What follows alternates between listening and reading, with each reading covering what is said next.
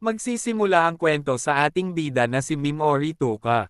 Habang sila ay nasa bus kasama ang kanyang mga classmate papunta sa kanilang field trip ay bigla na lang silang nagulat na summon na pala sila sa ibang mundo.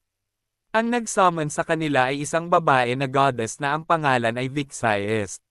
Gusto ng goddess na ito ay tulungan siya na talunin ang Demon King sa tulong ng heroes na kanyang sinuman. Lahat ng heroes na sinuman bago pa sila masummon ay may kapangyarihan na silang taglay. Bawat isa sa kanila ay malalaman sa appraisal crystal ball kung anong merong kapangyarihan sila bilang isang heroes. Ang bawat isa sa kanila ay mga Class A at Class S sa mga lumabas sa appraisal crystal ball. Nag-try ang ating bida na si Mimori sa appraisal crystal ball kung ano ang kanyang kapangyarihan pero purple lang ang lumabas dito at ini-ignore lang siya ng goddess sa kanyang mga tanong. Nakita ng ating bida ang kanyang status kung ano ang skill na pwede niyang magamit. Unique skill at inflict status ailments ang kanyang nakita sa status niya. Dahil sa class C lang ang bida ay pinaponte siya ng goddess sa circle ng teleportation. Balak na ay teleport ang ating bida sa lugar kung saan ay may mga delikadong monster. Sinabi niya naman na may unique skill siya at kaya niya gumamit ng paralyzed at poison pero wala naman daw kwenta ang skill na ito sabi ng goddess. Gusto na lang sana bumalik ng ating bida sa kanilang mundo pero walang pakialam ang goddess dahil gusto na niya dispose ang ating bida. Lahat ng classmate niya ay halos walang pakialam kung mamatay ang ating bida maliban na lang sa isang babae na si Sogo.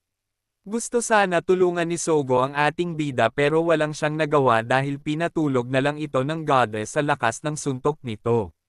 Bago pa mateleport ang ating bida ay sinubukan niyang gamitin ang skill nito sa goddess pero walang epekto dahil sa barrier at lakas nito. Binigyan pa siya ng huling salita ng goddess bago mateleport dahil gusto maghiganti ng ating bida sa goddess pag siya ay nakabalik. Pagdating ng ating bida sa lugar ay naglakad-lakad siya at may nakita siyang mga bungo ng tao sa lugar. Saka biglang inatake ang ating bida ng isang monster, tumakbo ang ating bida dahil sa takot nito.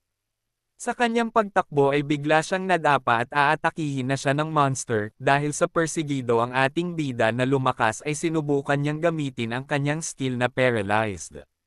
Gumana naman ito sa monster sabay tumakbo siya palayo sa monster na ito. Sa kanyang pagtakbo ay may nakasalubong ulit siya na monster kaya napapaiyak na ang ating bida sa takot. Sa kanyang pangalawang gamit niya sa kanyang skill ay nagulat siya dahil umipekto ulit ito sa monster. Sinubukan niyang buksan ang kanyang status at nakita niya na 1 MP na lang ang natitira niya kaya sinubukan niya ang skill niya na poison sa monster at gumana naman ito. Konting spoiler lang guys, paunti-unti lumalakas ang ating bida dahil sa kanyang skill na ito, at mas lumalakas pa siya kesa sa mga hero na classmate niya.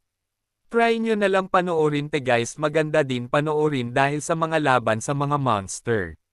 Huwag nyo naman kalimutan ako i-follow dito sa TikTok sa aking YouTube channel at sa aking Facebook page. Salamat.